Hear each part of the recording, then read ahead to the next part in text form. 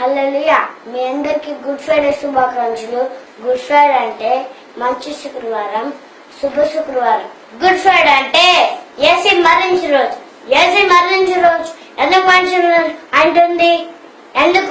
ఎందుకంటే మన పాపాలకు బలిగా, మన శాపాలకు బలిగా ఆయన నరక నుంచి తప్పించి పర్లోక రాజ్యం చేర్చడానికి తనకు తానే పాప పరిహారార్థ బలిగా యేసయ్య మరణించాడు. యేసయ్య ఎందుకు మరణించాడు? చాలా మందికి తెలియదు. యేసయ్య నీ కోసం, నా కోసం, ఈ లోకంలో ఉన్న అందరి కోసం యేసయ్య మరణించాడు. మన ఆత్మకు మరణం లేకుండా యేసయ్య మరణం గెలిచి మనకు నిత్య జీవాన్ని ఇచ్చాడు.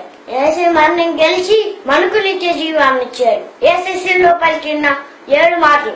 1వ మాట, తండ్రి వీరేం చేస్తున్నారు వీరికి తెలియదు కనుక వీరిని క్షమించిన. తిట్టినా, కొద్దలతో కొట్టినా, హింసించిన యేసయ్య మనల్ని క్షమించాడు.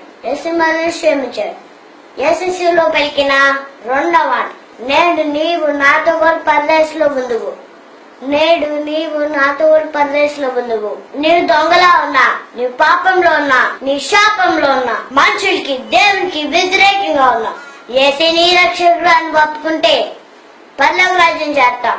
యేసయ్య పలికిన 3వ మాట, అమ్మా ఇదిగో నీ కుమారి, ఇదిగో నీ తల్లి. నీ శోధనలో ఉన్నా, నీ వేదనలో ఉన్నా, నీ కష్టంలో ఉన్నా, నీవు నష్టంలో ఉన్నా, అందరూ నేను వదిలేసి వెళ్ళిపోయినా యేసయ్య నీ గురించి బాధ్యత తీసుకుంటాడు. యేసయ్యలో పలికిన 4వ మాట, నా దేవా నన్నెందుకు చేయి విడిచితివి. భరించలేనంత మన పాప భారములు శిలువ మీద మోస్తూ యేసయ్య పలికిన మాటలు ఇవి. యేసయ్యలో పలికిన 5వ మాట, నేను దప్పికొంచున్నాను. యేసయ్య నశించిపోతున్న ఆత్మల కోసం దప్పికొంచున్నాడు. ఆయన దప్పికి తీర్చాలి. అనేక మందికి శిలువ సువార్త ప్రకటించాలి. యేసయ్యలో పలికిన 6వ మాట, సమాప్తమైనది.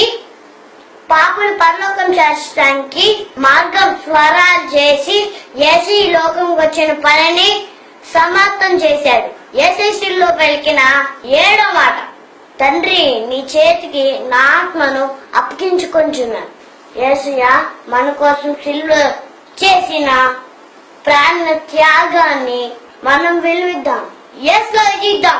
వాక్యం సరిగ్గా నడుద్దాం. సువార్తను చాటిద్దాం. ఆమేన్. హల్లెలూయా. Glory to God.